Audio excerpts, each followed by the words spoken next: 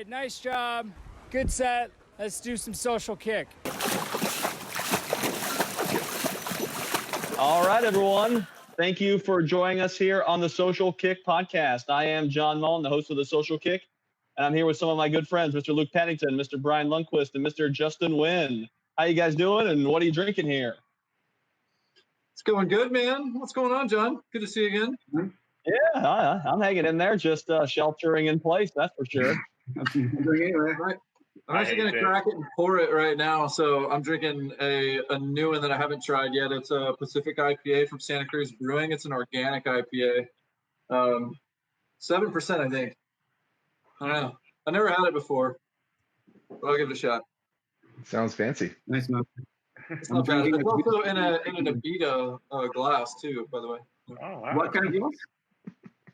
Abita from New Orleans. Oh, yeah. I got that one at a bachelor party. Anyway, Nice. Luke, what are you drinking? I got a Juicy Haze IPA, Voodoo Ranger from Trader Joe's, and I put it in my Australian coolie. Holding it down, DJs. How long did you wait in line at Trader Joe's to get that beer? An hour and 10 minutes. Oh my God. But I, Well, Jesus.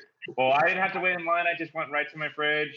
I have a Sierra Nevada Pale Ale from good old Chico, California. So, yeah. John, who's our special guest? Well, you guys may have noticed, we have someone else here, a much better looking person than us four on the podcast today.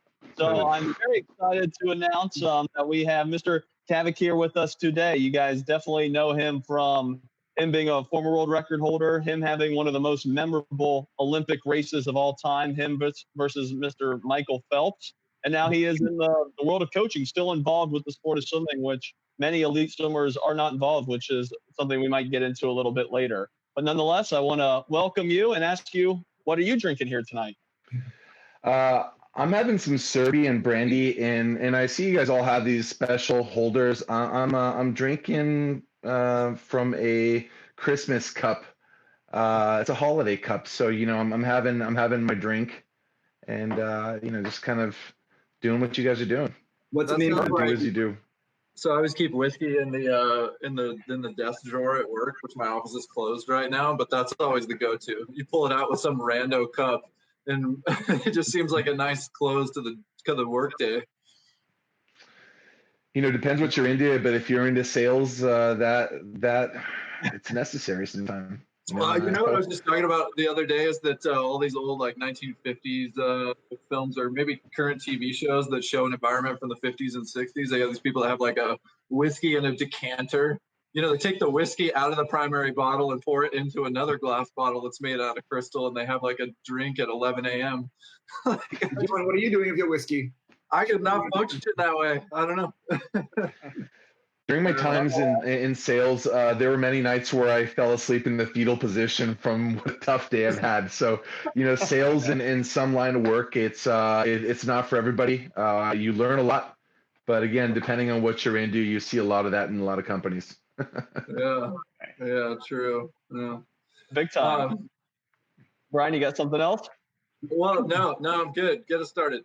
Yeah, I was going to say, I don't want to take up any valuable time just because, like I said, this is very, very excited to have you on board here, especially with all the Olympics news that's going on, the postponement of the Olympics, obviously postponed to 2021. So last week we had George Bovell on, and he kind of talked about his Olympic experiences as well as his views on what he would have thought if it was postponed the year he was going to it, one of the many years he went. So we'd like to start by just getting kind of your perspective on the Olympics being postponed, and maybe if this had happened leading into 2008, where your mind might have been during that state. I think the truth is, and just about everyone except, there was a post about that Stanford recruit, Minikov, literally speaking his mind. He was angry about, it being postponed, and the truth of the matter is, I firmly believe that just about every single athlete was angry, and the right decision has always been to postpone the Olympics, but that's coming from from an angle of someone that's rational. I watched the podcast last week with George, and I randomly came across it over Facebook's coaches feed, and listening to him, like I thought to myself, he's right. All professional Olympic level athletes are anything but rational people, and here's a kid from Stanford, and literally, we got to step back and recognize that, he's just a kid. But at the same time, what he was thinking was what everyone else was thinking. And the postponement, had it happened to me in 2008, I would have been destroyed, emotionally and psychologically, just because of the amount of sacrifice, to my life and to my body, and just the opportunities that I had, awaiting for me, at least at that point, after the Olympics. I didn't think that I'd go further than Beijing, you know. But I just kind of want to highlight the simple fact that, the postponement, although it had to happen for a lot of athletes, I think that this will literally change what the Olympics are going to look like, a year from now. If we're talking about the U.S. Olympic trials, I think a lot of people that would have gone to trials now in June will not be there next year, because their lives are on hold. Their families, if they got partners, they put their lives on hold.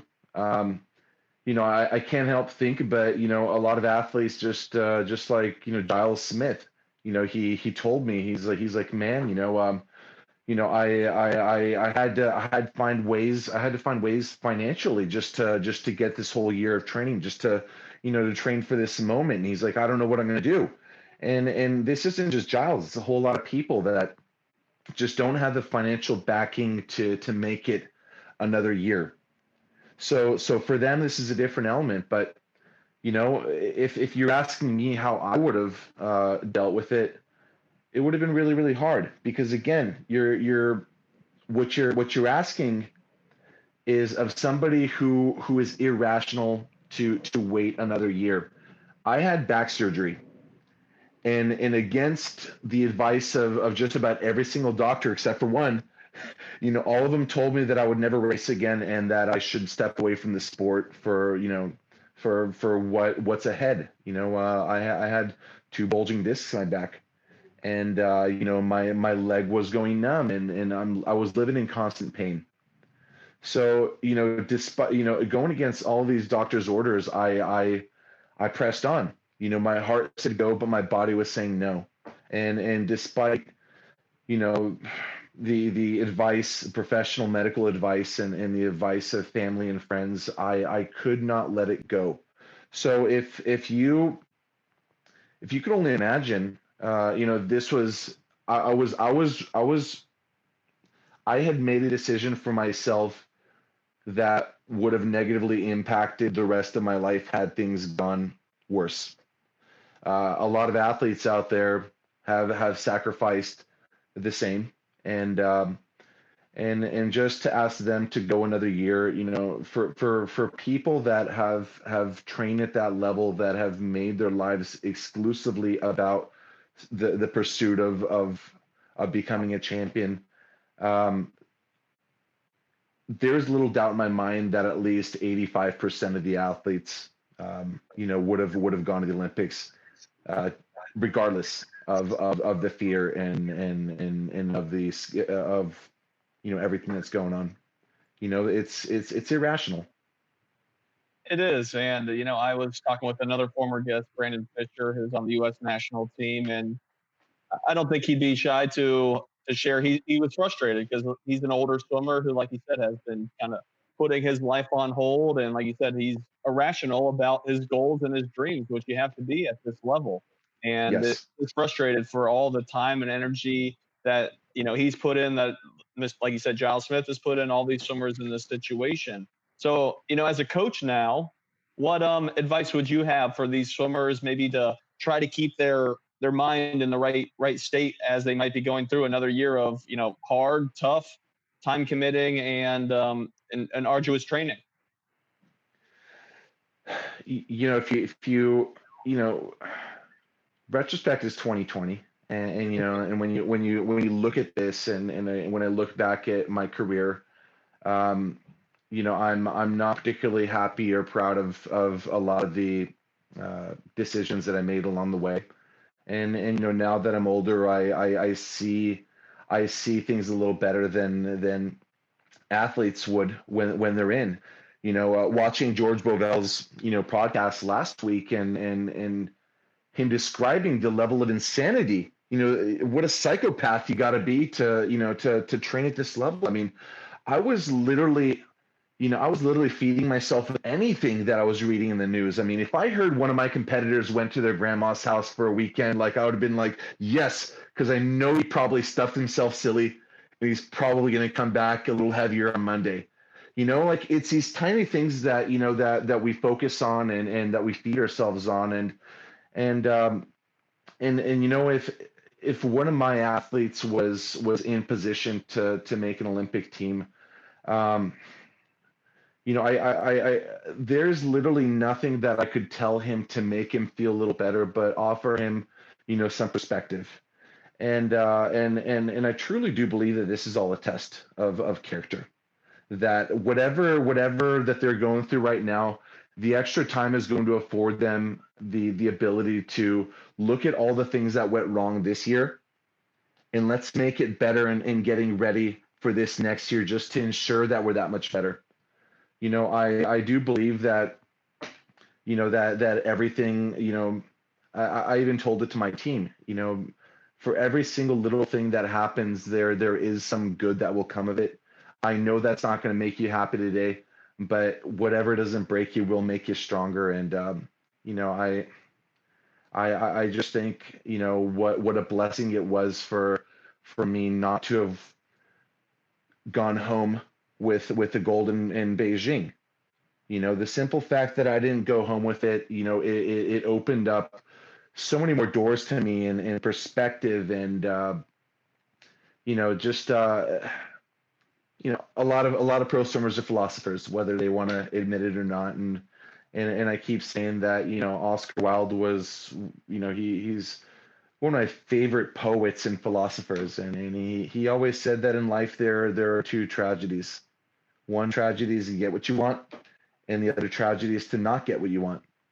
And for a lot of pro athletes, the great tragedy, especially on my level, was to not go home and hold that Olympic, gold. We've dreamed about it all of our lives. But at the same time, I'm one of those people, and this isn't everybody, but I'm one of those people who, had I had that title and that gold in my hand, I think I would have retired. Just because for me, the ultimate dream would have been gone. That was it. There is no more. And for, again, the sensible and logical person, they would say, well, you know what? The right thing to do is to reset your goals and to improve those times. And yeah, just a little bit more, right? But when I was growing up, I thought, the ultimate goal for me was to set a world record. And I've always wanted to set a world record. Why? Because I wanted to push what was humanly possible, the limits of what is humanly possible. And that's what I wanted to be remembered for. I always dreamed that, okay, I want to be remembered for what I had done in the pool, and to do that, I have to be a part of that squad, that small, fraternity of people that has literally pushed the boundaries of what is humanly possible. And then as I grew older, I thought to myself, you know what? People forget times. People forget records. People do not forget the champion. And for me, growing, just getting older, I thought, if I never want to be forgotten, if I always want to be in the books, I got to be an Olympic champion. So, the pursuit of that goal, like I said, we were all complete psychopaths. You would literally do what is, push yourself beyond what is healthy, what is recommended, in pursuit of this never-ending battle, and that is to, be the best. And once you've been there, a lot of people, and I think I would have been one of them. I think I would have lost the fire. And and later on, at the end of my career in 2012, after having back surgery and after having returned to the sport and been fourth at the Olympics, I was able to walk away from the sport knowing that I'd given everything that I had to give, and because I had literally given my body, my health, my relationships, everything. When I knew that I had nothing more to give, that was when I walked away from that race for the first time feeling nothing. Because as swimmers, all of you know that you race a race and you're always going to feel something, right? Stephen Prefontaine, he said that a race is a work of art, and you can interpret it in as many ways as humanly possible. And the thing about racing your best race, or whatever race, you're always going to feel something. Your teammates are going to feel something. Your family's going to feel something. Everybody feels something. And that was the first time that I literally felt nothing. And that was because I knew that I had given everything, and that I had nothing to be sad about. It was what I had, and what I had was at that Olympic Games just not enough. And but yeah, until you're there, you'll never know. And when I talk to my athletes, I had 2 Olympic trial qualifiers in my group just for them. One of them was very, very young, and the other one is an Air Force postgraduate who's on this really, really cool Air Force program, to where they're paying him to train and get ready for the Olympic trials. So I think that's a pretty cool way of the Air Force promoting their their brand and saying that they had somebody out there. But the guy's also 25. He's got a wife, and he's waiting for life to start. So I hope he keeps going, just because Michael Jordan said, I can accept failure, but I cannot accept not trying. And once you've tried and failed, at least and I will never go to sleep thinking or wondering, well, what might have happened had I just gone, right? So for all those people that are in that limbo of whether to go or not to go, I highly encourage every single one of them, including Giles, to find a way, because once you do it, regardless of what happens, you're going to have that inner peace, and you're going to be able to move on with your life and never look back in that sense. How did you do it?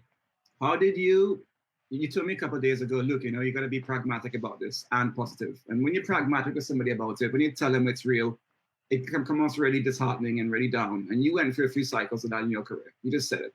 You went through some downs, and then you when I met you, you weren't swimming much at all. And then you went to Beijing, and you did one of the most memorable races of any swimmer I remember. And you weren't champion, but we're never going to forget that opening 50. Who's going to forget that opening 50? Who's going to forget that world record? And then you had that huge setback. Then you said, I'm going to go for London. You had back surgery, and you say you went from 100 to 0 to minus 20 in your level, right? In the gaming level. And you came back, and then you had that setback. Who was the person who told you, who was real with you, yet and kept you going? You kept it real, because I know you're somebody who don't bullshit me. Tell me what's going on. Yet it kept you motivated every day to go to the pool and train. How do you balance that in your swimming? How did you deal with that? What tools did you use? What tools can I use right now to say, you know what? My coach just told me I got to find a way to afford to live for one more year. I got to find a way to push off that job, that vacation. I got to find a way not to be a pro swimmer for one more year. How am I going to do that and be positive and keep working hard? What tools did you use? Because you did it a few times. So your question is actually, it's got several different levels, but for myself, during my career, I took 3 kind of extended hiatuses. My first one was for 3 months. I took 3 months after the 2004 Olympics. I just wanted just to take a break. I was 20 years old at that point. My second break was about 5 months, and with back surgery, I had to take a 6-month break just to recover. for me, the greatest gift, and anybody who's again in that limbo of whether to go, whether to continue or not, I would encourage you to keep going, because the greatest gift that I'd gotten from taking all those breaks was when you're out of the water, it renews your passion for the sport, for the pursuit. And I can honestly say that at the end of those breaks, my second break was for 5 months, and that was when George Bovell had moved to Berkeley, and that was when I met you. When I met you, Luke. And with George, for example, he was living in my apartment because my roommate had gone back to Brazil, Henrique Barbosa. He had moved back to Brazil just for the summer, and George, he was training for 2 months while I was just going to summer school, and every single day I'd ask him, George, so what did you guys do? And he would say what they had done, and he would say, we finished with Social Kick. So when I saw your podcast, Social Kick for me, it has a deeper meaning. Swimming, it's about friendship. It's about grinding hard, and then at the end of the workout, just grabbing a board, after you've warmed down, just grabbing a board and just talking it out with your friends. And really, after 2 months of him just coming back and telling me stories about, the Social Kick or what they would do that day, and just the idiocracy of the men's locker room, I missed it. And he had buffered me and pumped me up to that point to where I wanted to really get back into the sport, and it was the best thing that I had ever done. But I just wanted to say that with time off, what you're going to get is you're going to be able to step back and reevaluate everything that went wrong and everything that went right, and prepare, know that you're going to do things a little bit differently for moving forward. Second, I would say that, that renewed drive and that passion, it's stronger than it's more potent than what might have happened had you just kept training. I'm a believer in subtraction sometimes, and break. It is hard to swallow, but I also am somebody that is evidence of coming back and coming back even stronger. So I do believe that, those taking a break, for here in the season, we will not be getting back in the pool until at least May 1st. We'll see how things look a month from now, but if they do take 6 weeks off, 6 is significant the year before the Olympics. But I do think that if they keep their strength up and find ways to keep their cardio up, it's just going to be just fine. But your final point for people that are just looking to, how are they going to get by? If you're a postgraduate or high level athlete training, the first thing that I would do is go to your local swim community. Go to your LSC and ask them, would they help you find clubs to run clinics for? That is the first thing that I would do. I'd start reaching out to every single club in the area, and even the closest state nearby, and ask them, tell them, this is who I am. They already know who you are, but you just, you got to take this humble approach. Tell them who you are. That this is the pursuit, that this is your dream. You're just trying to make it. Just trying to get by. And if they can help you by starting a clinic, and again, most mid-range clubs, they've got at least 100 to 150, some 200 swimmers, and if you can run a couple of sessions with these clubs, you do groups of 20 to 30, have it be $50 a pop. 30 athletes, it's already $1,500 for a 60 to 90 minute session.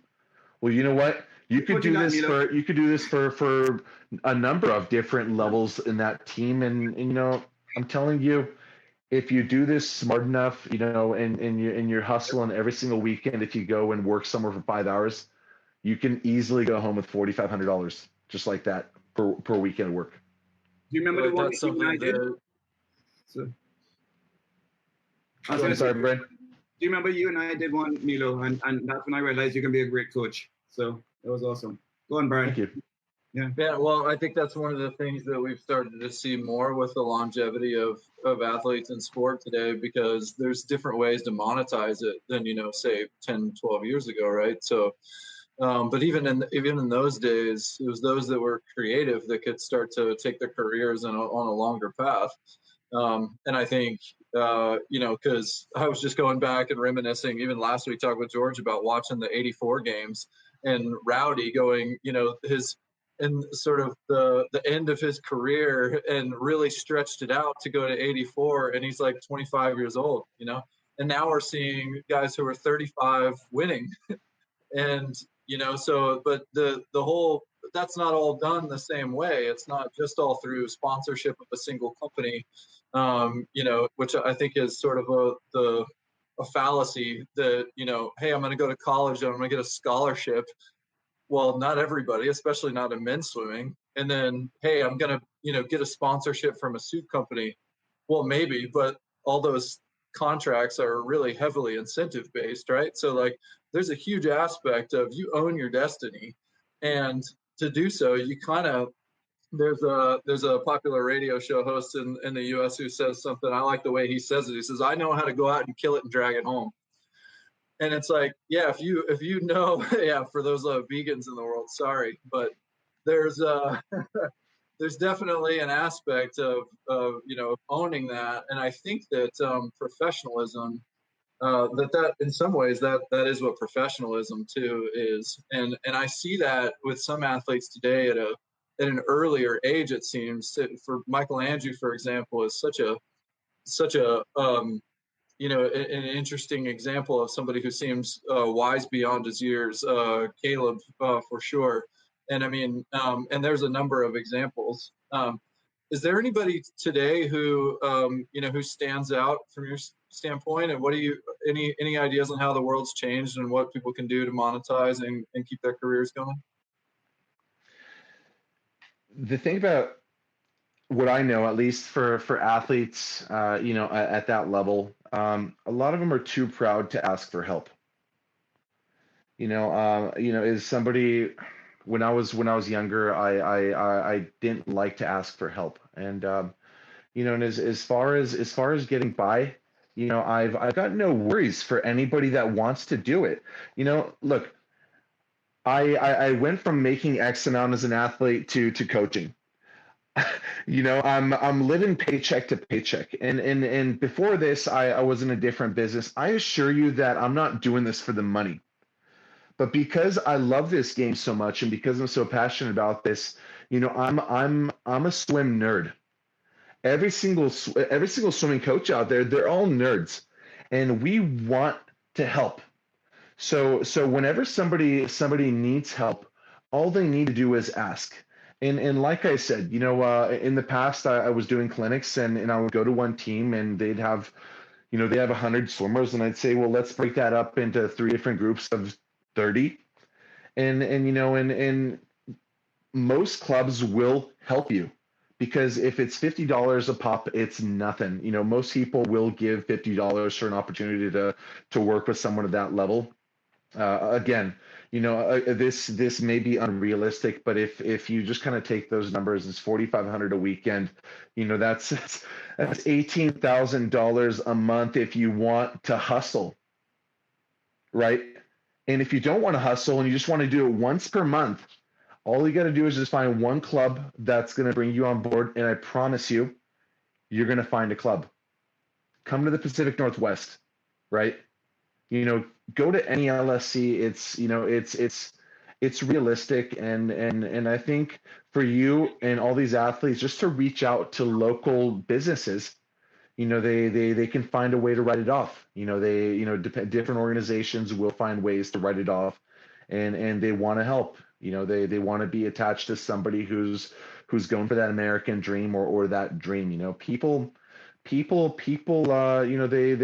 buy into dreams and not so much stories. I respect somebody who's struggling, but despite the struggle, they're still fighting for that dream and trying to find a way. There are ways.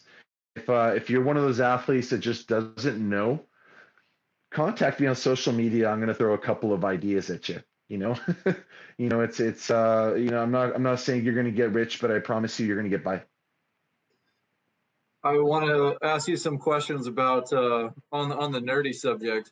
So I discovered butterfly late in my career, and you were somebody that I looked at from a technical standpoint. And so a couple of the things that stood out to me were that you sort of emulated what I always thought Crocker was really good at, which was straight line butterfly A to B. You'd keep hips high, your upper body would stay high and stay long, and you were really powerful. It wasn't just pop, pop, pop turnover, right? And in the same era, it was like Rafa Munoz was a lot of turnover, right? The Right. little guy. I'm just curious, especially coming from, your Cal days where you were really good, but not world beating at the time, right? To best in the world and doing things, setting world records, and the way that you swam was so powerful, and you were leading from the front, right? What are some of the things that you feel like you did really well technically? I just kind of want to start this and say that Ian Crocker is second to no one in talent. His precision, the beauty in his stroke. I wouldn't put myself in the same category as somebody who went a 50.40 in leggings. In 2004. That was incredible. You said that I wasn't, world at the top of the world at college, and I acknowledge that. I mean, I set a world record, my sophomore year in short course meters, the 100 fly, but with American swimmers such as Crocker not swimming or training short course meters until that NCAA's in 2004. I didn't kind of let myself feel like I was that world champion just because the U.S., where the U.S. is the strongest swimming in the world. If they hadn't had a crack at it, then you can't say it's the world, it's the world record. For me, it was just kind of the world's best at that moment. But with Mike Bottom, Mike, I went to Mike Bottom. For me, I chose my school based on really the coach, and my top three schools were Cal, Auburn, and it was SMU, believe it or not. I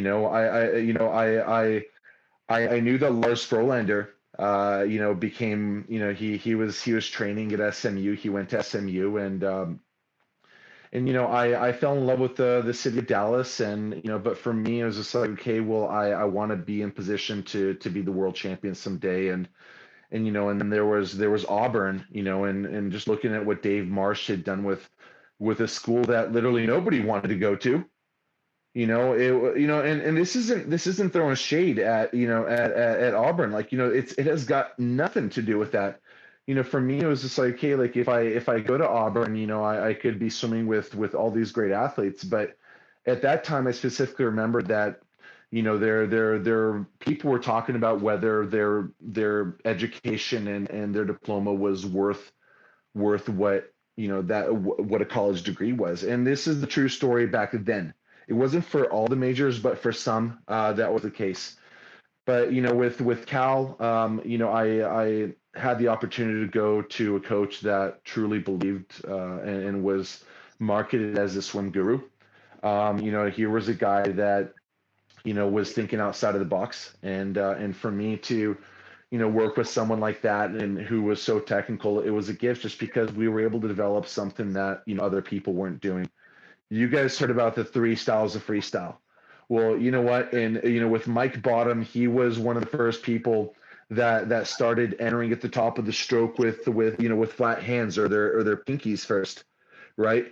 And the idea with that is, most people, including Phelps, and if you look at a lot of underwater video footage in fly and freestyle, they enter with their thumbs first, and they scull outwards, and then scull inwards, and then finally scull back. So it's like a question mark kind of look. Whereas, it's like, well, that question mark, that outer part, like that's water and energy that you're throwing outward and then inward. But none of that is actually pushing water backward where you want to go. So, it seems so simple, but you cannot teach it and you can't push it on most athletes that have not established that anchor. Where you plant your hand, that's where your hand needs to stay, and your body needs to move past your hand.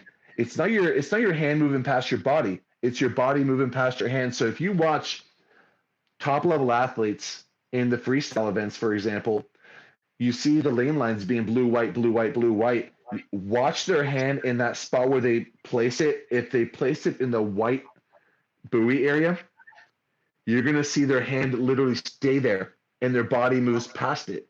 So that's perfect harmony with the stroke. And we thought a lot about that. We did quite a bit of sculling, but we thought about ways just to be more efficient and how can we be better. And I really did learn a lot from, Mike Bottom and now.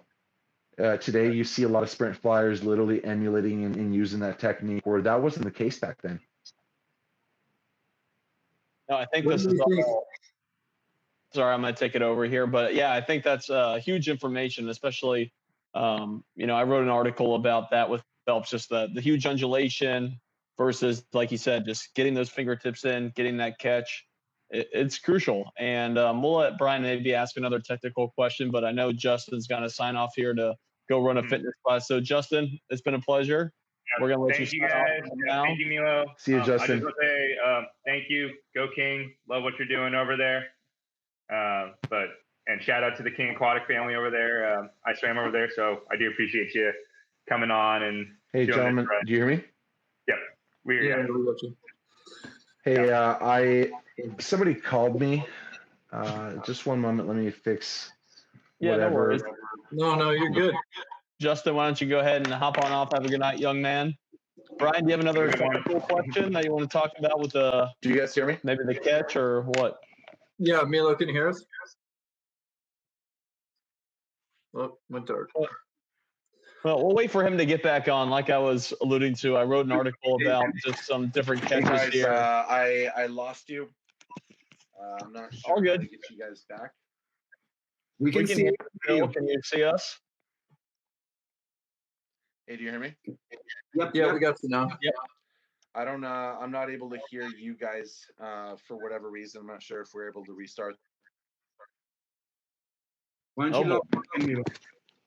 Yeah, you can log out and log back in. We can pour ourselves another drink. I know I can pour myself another drink right now. Brian, you want to maybe comment on some of the biomechanical aspects that he was referring to all people? For sure, yeah. So one of the things we used to talk about similarly at Auburn was shifting to a shoulder-driven freestyle. And around sort of the mid to late 2000s, that really did start to take off. And that was a popular thing. So John, you're saying like, well, who's teaching different styles of freestyle? And I think that you would see that Mike Bottom at Cal, David Marsh at Auburn, Dave Durkee at Cal would be teaching what I would call a shoulder-driven freestyle. And the thinking there is that your shoulder is driving the cycle around, and it's not so much what your arm is doing in the recovery, right? But that you're leading with your shoulder. And so there'd be a lot of drills that we would do technically like that. And I think that the point around the simplicity of the stroke is certainly prudent. And coming back to the undulation of butterfly, and where I've heard Wade, who we had on our podcast several months ago, who swam at Texas with Crocker and Hansen and some of those guys. One of the things he talked about, the way that Eddie teaches butterfly dolphin kicking, is the smaller the undulation, the better, because any apex or peak of the curve outside of the straighter line is taking you off of the path of being at Crocker. In the story is watching Roland Schumann, who in 2005 was the best starter in the world, for sure, better than Crocker. And there's an iconic video of from behind the blocks, you can find it on YouTube today, of Crocker and Schumann starting the 50 fly in Montreal Worlds 2005. If you pause the video correctly, all you see are Schumann's feet. And then you see Crocker's legs. And the thing is, Schumann had his body in 100% a straight line. It's the broomstick example. You hit the water and boom, you accelerate because your body is exactly flat. And some of these ideas are the types of things that Milo was talking about, or that you would pick up at Cal working with Mike Bottom. And these some of the paradigm and the way of thinking was shifting into a much more simplistic approach. I would just want to follow up with you and ask about your butterfly as it progressed too. What are some of the things in butterfly that you would think about that also you think really led to your success? Hey, so on that note of the undulation and we started looking at track athletes doing hurdles, and you look at their head literally stays in the same line even as they jump over the hurdle. And if you think about it, it's all about forward movement energy. If your body or that head would go above where it would normally go, it's there's too much movement. Your head it's kind of like kind of like a bow and arrow. Once you release that arrow, it's flying and it's flying straight. Now imagine if that arrow went upwards, it would have changed the trajectory of the energy moving forward. So we started thinking about what can we do to just kind of keep it the forward moving energy, and it was to reduce undulation. To do this, it would require a whole lot more upper body strength. You're going to fade a little sooner. But yeah, other than when we eliminated the S movement underwater, that was one way. One other thing that you're seeing more and more today, and it wasn't a thing, is as soon as you breathe in the butterfly and the breaststroke, you'll see a lot of people go and drop their face. So they're dropping their faces before the recovery of their arms. In breaststroke, their arms would be at their chest, they would drop their face, and then they drive their arms forward. So in the breaststroke, those that keep their head upwards, the energy is going upward into this peak and then downward. Whereas if you take a breath and you drop your face is as soon as you possibly can, it turns more into a wave instead of a spike going upward and then downward in that energy. So we're just looking at energy going upwards and what direction is it going. So yeah, we reduced the amplitude of the kick. They were smaller kicks. I think one thing that people are forgetting about a lot of times is that second kick in the fly. They don't give it enough love. So really that second kick, similar with the freestyle 6 beat kick, it's constant.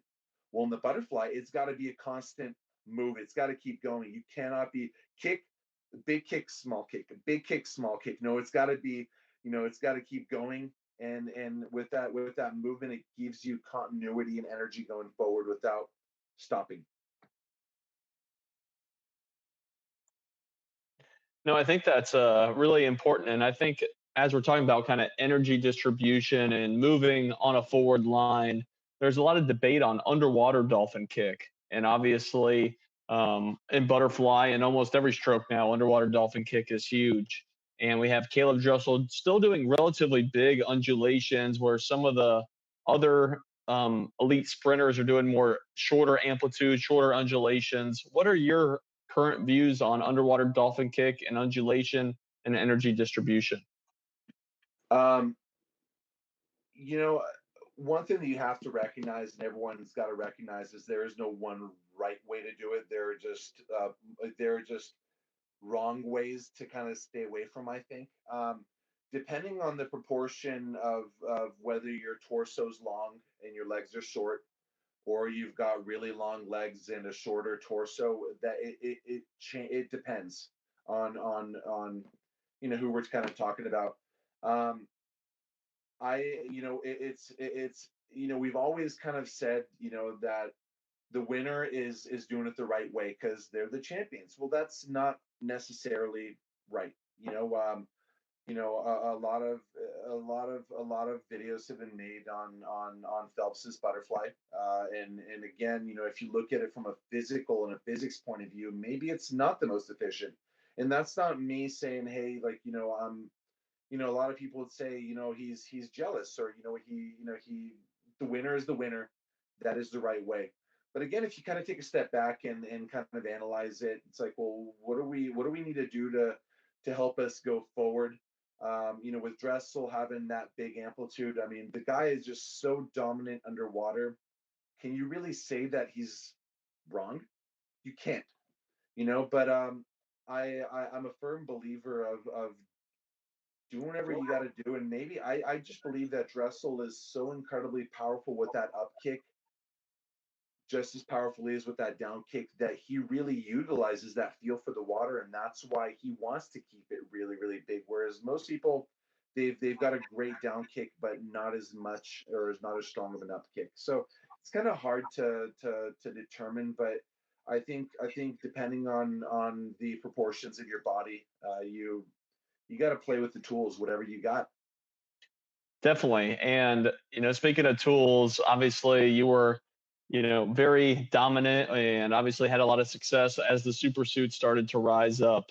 And some people will argue that the super suits benefited some people more than other people. What are your general views on that? And if you do have an opinion on that, which body types maybe were more successful with the super suits?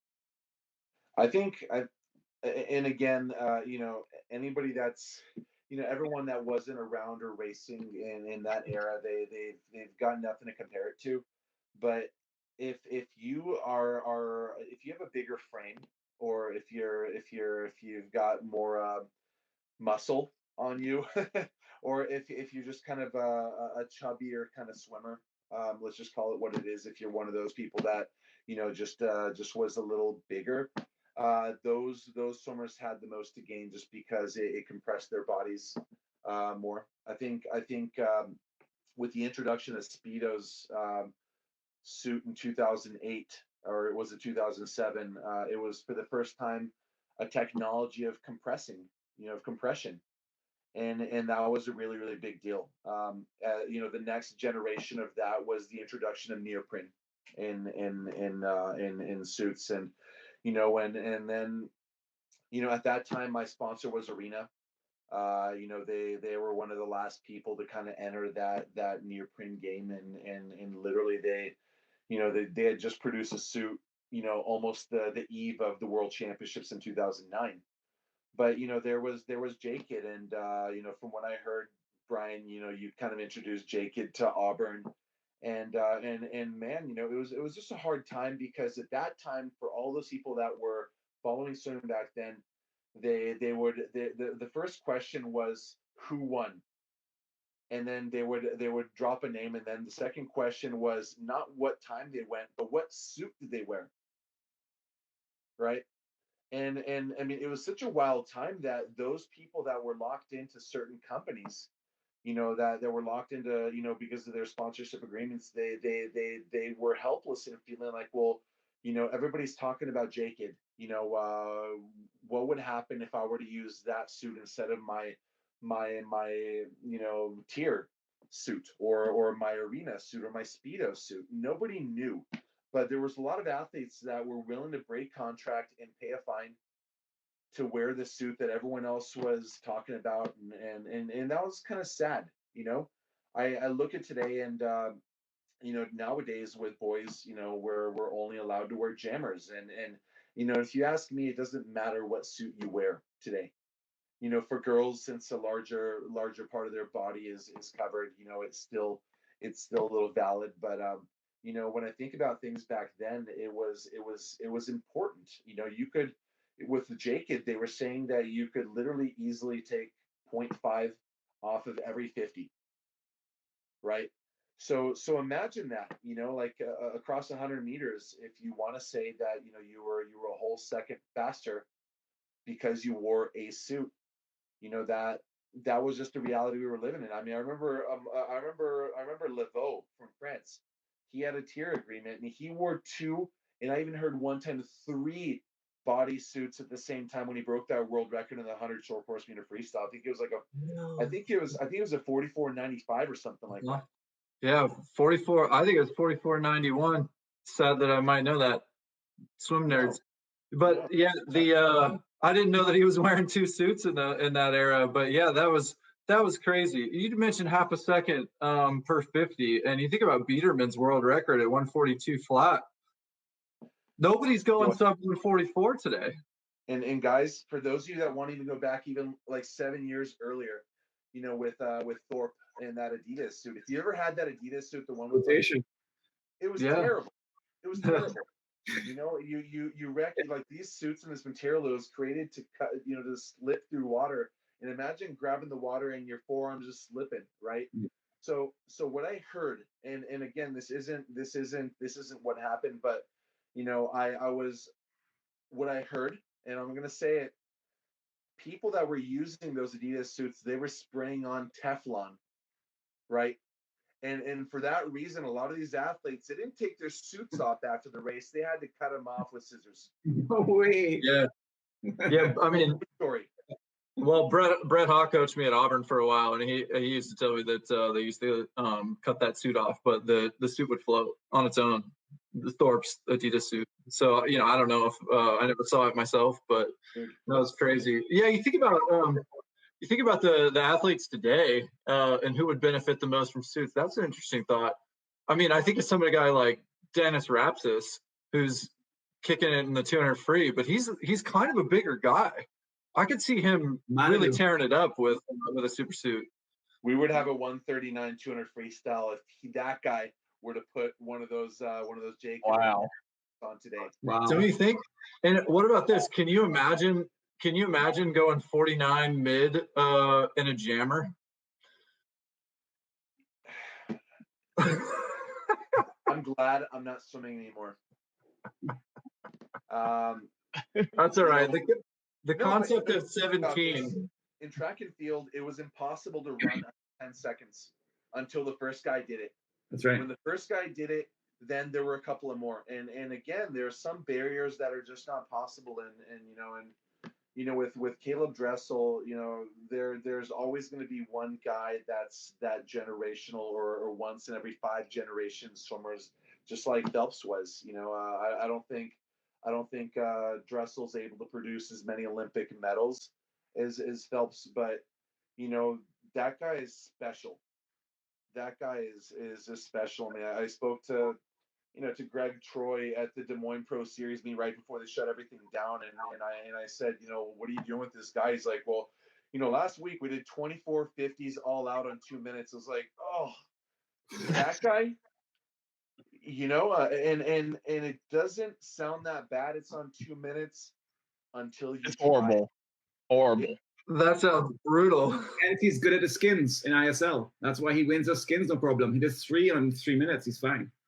I recently started reading, diving into the biology of swimming book. I wanna better understand muscles and lactic acid, and you know, I would love to have a reading of just Dressel's lactic production and how fast. Just man, you know. Have you read one? Do you know? I don't know. I don't mean, you know, Greg Troy and that Spartan model they have going at Florida, like they, you know, I mean, I remember asking around, like, what is it that Florida is selling these kids, and they're looking, you know, they're looking for Spartan like swimmers. It's like, you know, they literally, from what I heard, you know, Nesky, and I would love to ask Nesky, it's like, you know, but from what one of these recruits told me that Nesty asked him, and you know, the recruit asked him, like, what are you guys looking for? And he's like, Nesty replied, I'm looking for a badass. It's like, well, what's a badass? It's like, I'm looking for a badass. You know, a badass is a badass, and if you're a badass, you know you're a badass, and you don't need to define it with you know, with things like you just know it, and you know, I would love to know just those lactate readings, you know, how fast he recovers and how he's able to do it, especially at his age. Like, it's just, I'm gonna throw up right now just thinking about it. I don't understand it. I remember 2008 Worlds, and I was on that team, or Short Course Worlds, with Lochte, and so Troy was on that staff, and he was having me do warm downs, 2050s on 45 short course meters. And I'm like, man, I'm not going to clear lactate doing this.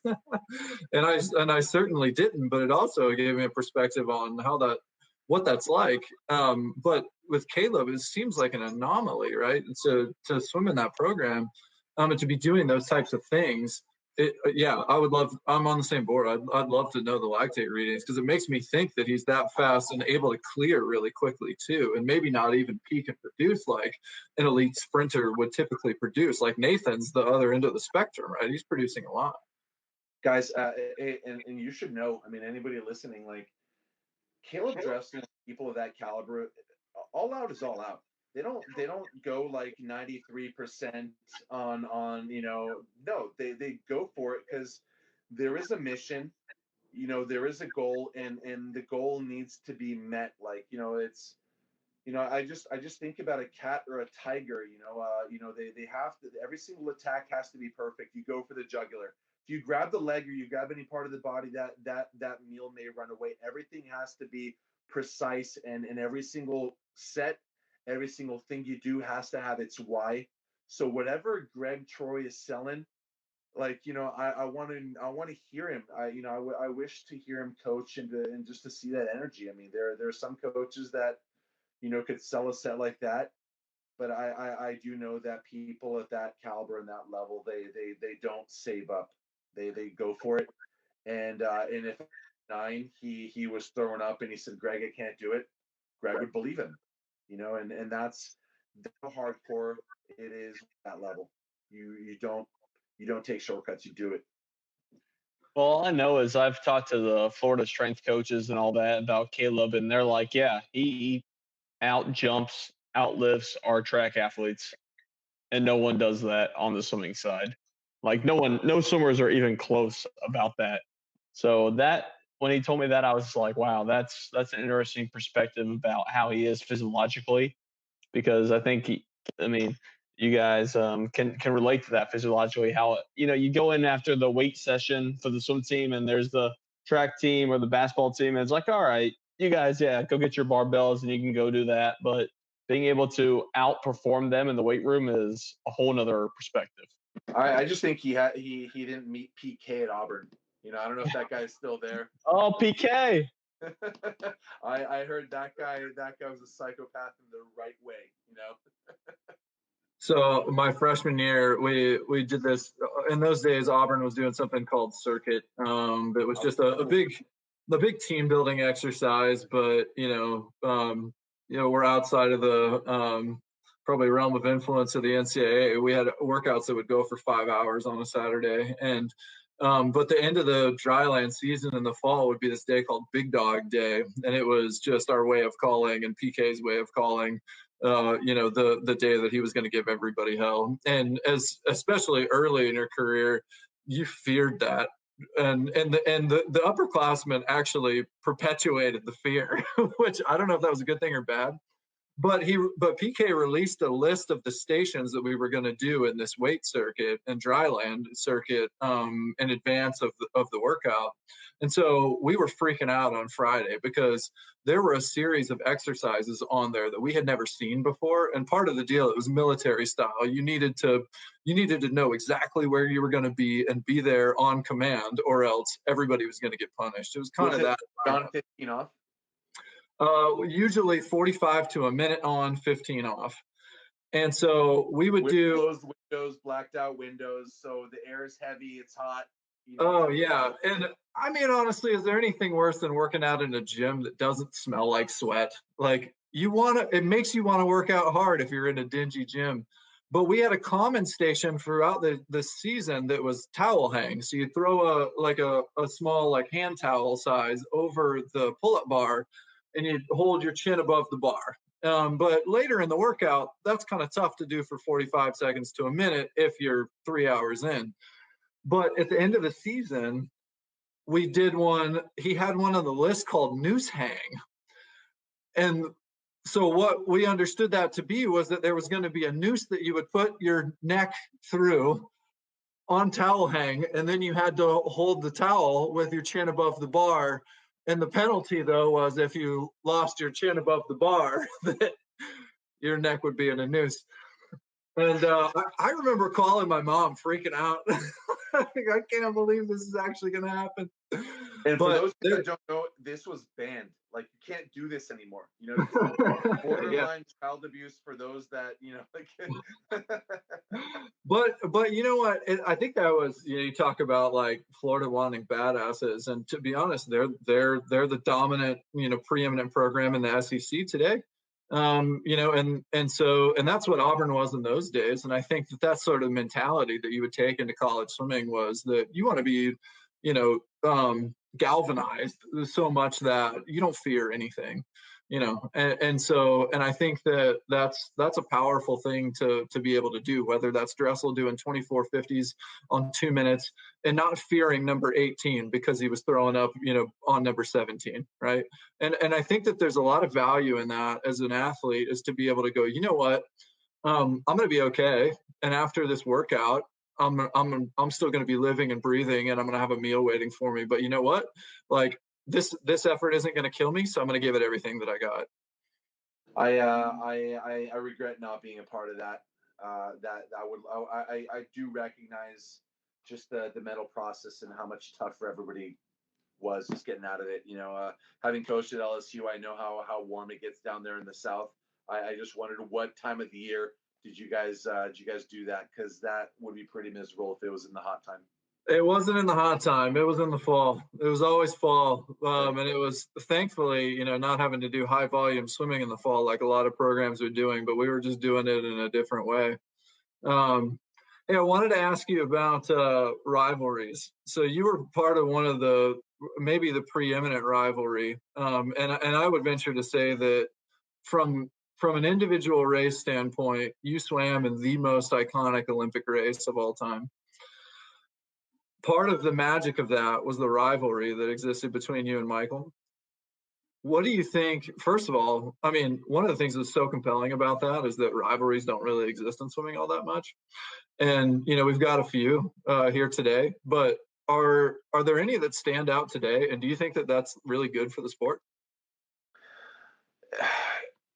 One thing that swimming is lacking in is people verbalizing what they truly think and what they really like. One of the things that I just hate about watching the U.S. Olympic trials is seeing these guys, qualify for the team and then post race going to talk to the reporter and then being, I'm so happy I'm going to do the Olympics with this guy. When the truth is, that guy or those two guys just hate each other. They're hugging it out, and that's just kind of one of the things that drives me nuts about USA Swimming is they literally pressure everybody. It's like, well, you know what, we're a team. Yeah, of course we're a team, but you know what? I don't like that guy. I'm not gonna hug it out with him and say I love that I'm gonna go share a room with that guy. Yeah. Like, no, right? So you don't hear a lot of how people feel, and that's something that boxing and MMA in track and field is ahead of swimming in. And one thing that they understand that USA Swimming, or just in general swimming, it feels is behind, and is the power of that rivalry, the power of the story, and even the power of what it's going to do to your performance if you take on that rivalry. I mean, training with George Bovell and other guys, at workouts, we would bet. At the end of workout, we would hop up on the block and be like, you know what, I'm gonna whoop you in this, and when I do, you're gonna buy me lunch. You know, and it's simple things, but you would do it not because you wanted the free lunch, or not because you wanted to dunk on that guy. You would do it because you verbalized it, everyone else heard it, and now you got to step up to the plate and do it. And as a result, your performance, no matter how tired you are, you don't want to be that chump. You're gonna step up, and you're gonna produce, just because you don't want to be that guy that talked all that talk and couldn't walk the walk. So again, rivalries, they're really really important, and with Sun Yang, you know uh and with the situation with Sun Yang and the rivalries, and that he's kind of dealing with. I think that it's really really important for the benefit of our sport that these stories are coming up, that you see these polarizing personalities with people that really don't mind or don't mind being the villain. Now for me, on this market, I was painted as that villain with the top hat and that mustache that turned up. But and I don't blame NBC or anybody else doing that, just because it's great TV. and and a lot of people out there, they don't like me just because they remember me being the villain. But and at the same time, like it's just kind of a necessary thing. But if you just kind of get to know people, Yeah. I would always prefer to be in the company of somebody that said what they thought than somebody who was suppressing their thoughts or their opinions on someone else. I mean, the truth is you're either gonna like me or you're not. And if you're not gonna like me, it's gonna be because I'm gonna say something that that you're not necessarily gonna agree with for X, Y, Z reasons. But at least you're gonna know what time it is with me, and that's who I am. And it really bothers me when I run into people that have that wall and really, and forgive me for swearing, but they're just full of shit. Like, stop, stop. No, I think that's crucial. And I was working with Sun Yang, and I was in Australia and China working with him through 2017, and I got to know him personally. And it's very interesting to hear your perspective about being the person that people are against, because, like I said, he's the main person nowadays. So I'd love to know your views about current podium and award ceremony protesting and things like that, and what your whole perspective is on that. You know, the Olympic Games. If we're going to talk about the Olympics or the World Championships, so let's kind of focus on the Olympics. The Olympic Games is a celebration of humanity and to show how far mankind has come. In the meantime, as years have progressed, they kind of turn it into this tool of propaganda. How many medals has Russia won? How many has China won in the U.S.? And who's the better country? And they use that to kind of promote their own agendas. And I get the value of that. It, when you ask me about the podium, I'm coming from a different perspective, and that somebody abused that. I stood up on the podium 12 years ago when I talked. I wore a shirt that was a political shirt. In support of my country and my people who with a great injustice who lost one of the most important regions of our history, of our people. It is the heart of Serbia, Kosovo. And really at that time, again, I was 24 years old when I did that. At the time when I did that, I hadn't had the clue of the ramifications of doing such a thing. People don't people look at a political protest and they think, okay, he's protesting this and that. But when you literally, I knew when I put that shirt on that the whole world was going to see it. And I knew, like, I literally bought that shirt weeks before, knowing that I was going to whoop everyone's butt, and then I was going to put it on and then show everybody, look at me, I'm first place, and this is the shirt I'm wearing. This is what I believe. What I didn't realize, and I was told the reason why I was kicked out of the meet and sent out of the country within 24 hours when that happened. But it wasn't until years later that I recognized the danger of such a thing. There's a lot of militant people out there that feel much differently than you feel. And what I had inherently done, which wasn't fair of me, and I was too young to understand or too stupid to understand, was that I inherently endangered the lives of everybody at that pool, at that facility, at that meet. In swimming, there are no metal detectors. There is nothing preventing somebody from hopping over a barrier from the stands and finding himself in the pool, or from the stands shooting, at swimmers in the pool or on deck, or when I walk by in the entrance to the pool, sticking me with a knife. So for me, I look back in that moment, and I know I did it for the right reason, but it wasn't the right place or time or platform for it. And when I look back at that, I would have done it differently. That was not the place and time. I look at all my friends at that pool, and I'm ashamed to say that I had put their lives in danger. And again, from people that come from well-developed countries and like this, the United States, like the United States does not know the kinds of problems that people in the world deal with. I went to Luke's home country, and everybody had a gun on them. I was walking through the jungle with George, and we went down to the beach, and this guy had a huge machete, and he was coming at us. And if it wasn't with George also having a machete and telling him to stay cool and to get away, like there are dangerous people out there, but also, they keep talking about if there is a World War III, it'll be an ideological war. Well, people out there are willing to die for their beliefs. And if you're willing to die for your beliefs, endanger yourself and only yourself, but not everyone around you. And that was my big regret and about protesting politically on the podium. I do not recommend it. I hope not to see it in the future. But as far as any other protests, such as is the one against Sun Yang for the doping. I mean, that's something that I would have done. That's something that I would have done, knowing myself. For me, respect is everything. If I believe somebody is doping, and throughout my years there have been a lot of people that I suspected were doping, I would not share the same platform as them.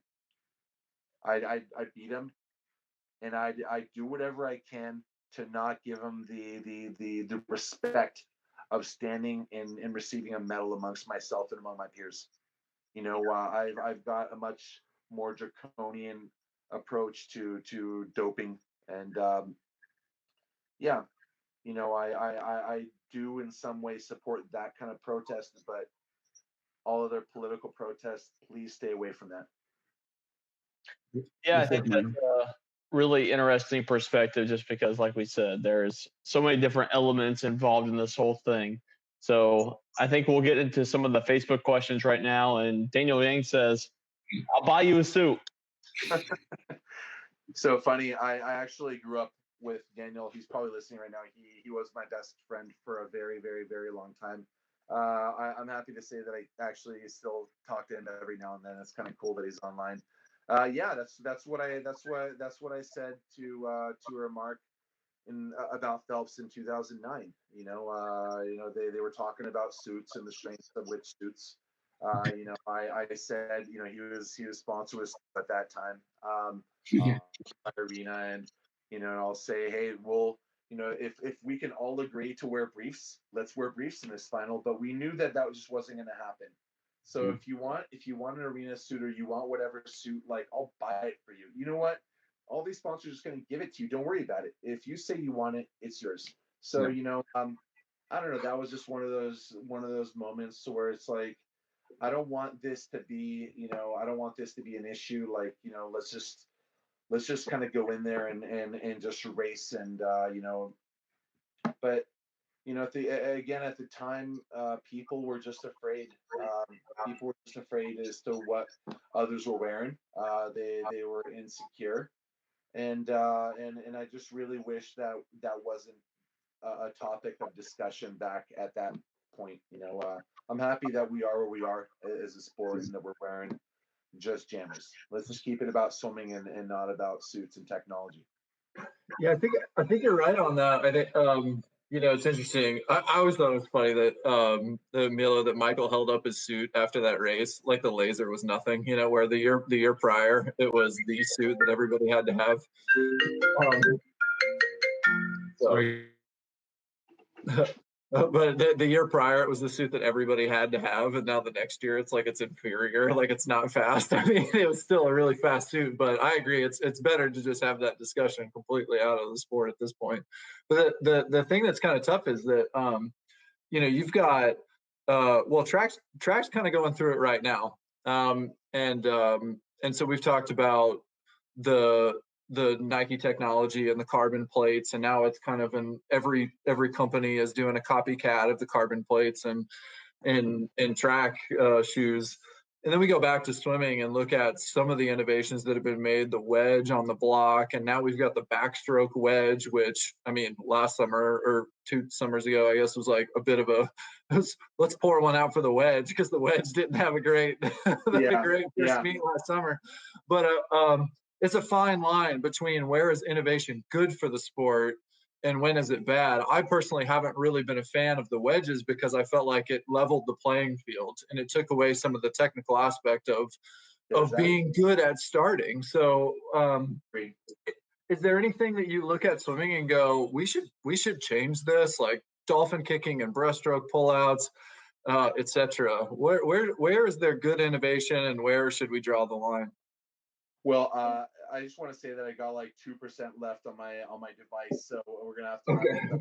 But I do believe that one thing that's kind of always kind of driven me crazy was timing systems and the monopoly of timing systems, the inability to compete, for different technologies to kind of, different companies to enter the market and let capitalism do what it does in pushing different companies to provide a better product. As far as the wedge goes, I loved using it, but again, for somebody to buy a $6,000 Omega block just so that they can use this wedge, like not everybody can afford $6,000 blocks, and why does a block cost $6,000? So a lot of these things are upsetting, and it really has to do with just kind of the inability for new companies to kind of enter certain programs and to compete to bring these things to a reasonable level, right? Big time.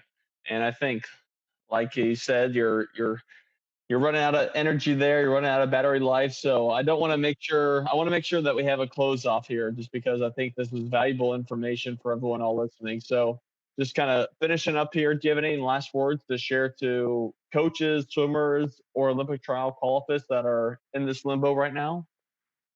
I would just say what I mentioned earlier, guys, everyone, there's going to be some good that's going to come of all this. I know that it doesn't seem apparent. There is a lot of negatives. Let's focus on the positives. I think this mental breather, this physical, is just doctor ordered. Use this time to reflect on what went wrong all up until now in your preparations, and let's do it better, right? Positive thoughts. This, although this is a great tragedy, I do believe that get an even bigger and better Olympics next year just for this, right? It's good advice. Milo, thanks for joining us. Really appreciate it. It's good to talk to you. Thanks, brother. All right. Thanks for having me on, guys. Have a great day. You too, mate. Yep, definitely. This was great. I really appreciate you and enjoy having this conversation. All right, everyone. We'll be back next week. Make sure you join in. And if you have any other questions, make sure you post it in the comments. We'll see what we can do to get back to you. Okay. Until then, be safe and have a good night, everyone. Bye. Bye.